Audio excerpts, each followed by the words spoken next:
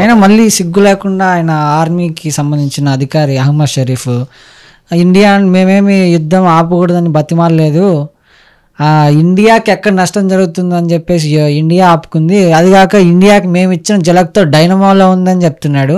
అంటే ఇది ఎంత సిగ్గు లేకుండా ఇప్పుడు వాళ్ళకి తెలుసు పరిస్థితి ఏంటని మళ్ళీ చెప్పాలంటే దీన్ని ఎలా చూడాలి సార్?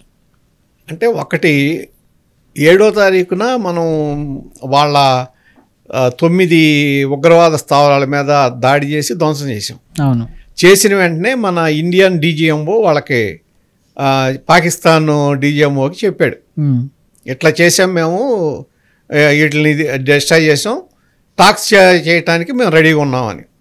అది ఏంటంటే ఒక పద్ధతి ప్రకారం. అప్పుడు వాళ్ళే మాట్లాడకుండా నైట్ ఆ మరుసటి రోజు నుంచి మన మీద డ్రోన్ దాడులు, మిసైల్స్ దాడులు ఇవన్నీ జరిగినాయి. అవును, పాకిస్తాన్ ప్లేన్స్ కూడా మన దీనికి రావటానికి ట్రై చేసి వాటిని 3 ఎన్నో కూల్చారని చెప్పి వాళ్ళ ఫ్లైట్స్ ఏది F-16 ఒకటిను ఆ చైనా మేడ్ ప్లేన్స్ 2 పోయినాయి, పడగొట్టారని అన్నారు. అవును. అయితే ఇక్కడ ఇవన్నీ జరిగిన తర్వాత పాకిస్తాన్ ఎక్కడ వెనక తగ్గలేదు కదా. అవును, పాకిస్తాను 2 రోజులు 3 రోజులు వరుసనే ఏదో ఒక రకంగా దాడి చేస్తూనే ఉంది. కానీ 10వ తారీఖు తర్వాత ఆ రోజు 10వ తారీఖు 3:45కి పాకిస్తాన్ డీజీఎంఓ ఫోన్ చేసి ఇండియన్ డీజీఎంఓకి చర్చలకు పిలిచాడంటే ఎవరో చేసింది, ఇది రికార్డు.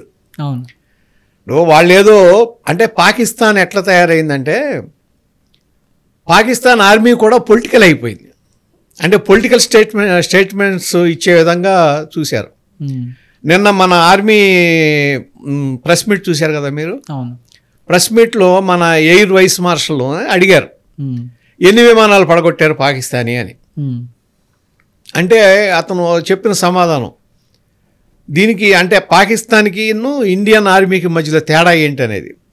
ఏం సమాధానం చెప్పాడు, మా దగ్గర స్పష్టమైన ఏది డేటా ఉంది ఎన్ని పడగొట్టాము అనేది, అయితే ప్రూఫ్స్ వచ్చే వరకు మేము బయట పెట్టాం. ఆ విమానానికి సంబంధించి టోటల్గా ప్రూఫ్స్ వచ్చిన తర్వాత మాకు అప్పుడు బయట పెడతాం, ఇప్పుడు బయట పెట్టాం అని చెప్పాడు. అంటే ఎంత క్లారిటీగా చెప్పాడు, పడగొట్టాం కానీ ప్రూఫ్స్ వచ్చిన తర్వాతే మేము చెప్తా ఉన్నాడు. పాకిస్తాన్ ఏమంటున్నాడు, ఒక పక్క కింద పడి కొట్టుకుంటా 11 ఎయిర్ బేస్లు ఒక్క రోజు కూడా కాదు 90 నిమిషాలు. 90 నిమిషాల్లో 11 ఎయిర్ బేస్లు అలాయి కొట్టారంటే దాన్ని వాళ్ళు యుద్ధం ఏం చేయగలరు? అసలు వాళ్ళు యుద్ధం చేసే పొజిషన్లో ఉన్నట్ట అస్సలు లేరు కదా. మరి 9 ఉగ్రవాద స్థావరాలని ఆ రోజు నైటు 1:05 నుంచి మొదలెట్టి అర్ధరాత్రి పూట్ల 1:30 కల్లా పూర్తి చేసి ఆ 9 స్థావరాలని డిస్ట్రాయ్ చేశారంటే అది ఎవరు గొప్ప?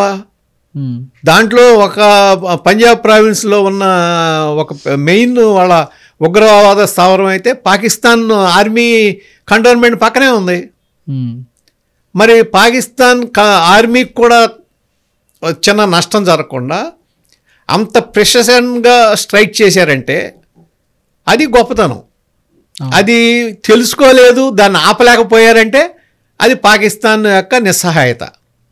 ఇవాళ ఆ నిస్సహాయ పరిస్థితిలో ఉండి ఏదో ఒక సామెత ఉంది, కొడతా అంటే మళ్ళీ కొట్టు అన్నట్టుగా ఇవాళ ఒక పక్క నష్టపోయి వాళ్ళ కాళ్ళు చేతులు పోయి ఎయిర్ బేస్లన్నీ నష్టపోయి 35 నుంచి 40 మంది ఆర్మీ జవాన్స్ని కోల్పోయాళ్ళు.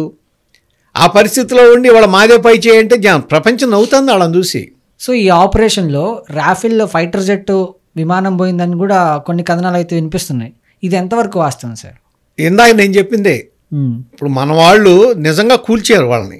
F-16 కూల్చారంటున్నారు, తర్వాత చైనా మేడ్ ఫ్లైట్స్ని కూడా కూల్చారు.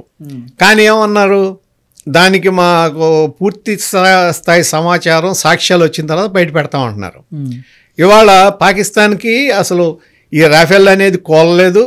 అసలు మన ఫ్లైట్స్ అయ్యి వాళ్ళ దీంట్లోకి ఎంటర్ అవ్వాలా, అసలు ఏది ఈ రాఫెల్ అనేది ఎంటర్ అవ్వాలా. పాకిస్తాన్ బేస్లోకి. ఓకే.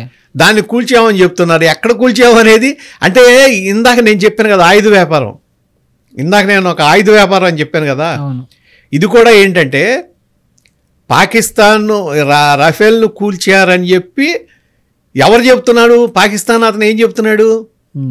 లేకపోతే వాళ్ళు చెప్పేది ఏంటి? ఏదో ఒక సోషల్ మీడియాలో చూశారంట, ఆ న్యూస్ని తీసుకొచ్చి దాన్ని ఏదో న్యూస్ కింద చూపిస్తున్నారు. కారణం ఏంటంటే రాఫెల్ యుద్ధ విమానం కూడా దాన్ని కూల్చేసామని చెప్పి ఆ వ్యాపారాన్ని పడగొట్టే విధంగా చేయటం కోసం చేసే ప్రయత్నం అది.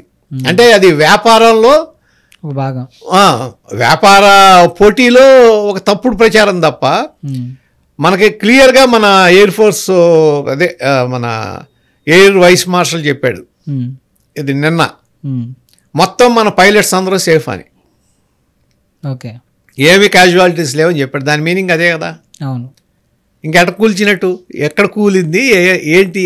అది ఏంటంటే ఇవన్నీ జస్ట్ వారు వచ్చినప్పుడు ఇటువంటివే జరుగుతాయి. దీనికి మూలం మనకు తెలుసు కదా, సెకండ్ వరల్డ్ వార్ అప్పుడు ఇది అన్ని అబద్ధాలే ప్రచారం చేశారు జర్మనీ దీంట్లో. అట్లా ఇది కూడా ఒక వ్యూహంలాగా, లేకపోతే వాళ్ళ వ్యాపారాన్ని పెంచుకోవటానికి తప్ప మనకు సంబంధించి ఇండియాకి సంబంధించి ఏమీ నష్టపోలేదు అనేది నిన్న మన ఆర్మీ క్లారిఫికేషన్ ఇచ్చింది. సో అవి వార్తలు నమ్మక్కర్లా మనం. అండ్ అంటే ఇక్కడ దీని వెనకాల అంటే యుద్ధం వెనకాల పాకిస్తాన్ వెనకాల అంటే సైలెన్స్ వార్ని క్రియేట్ చేసింది అయితే చైనా అని చెప్పుకోవచ్చు మొత్తానికి.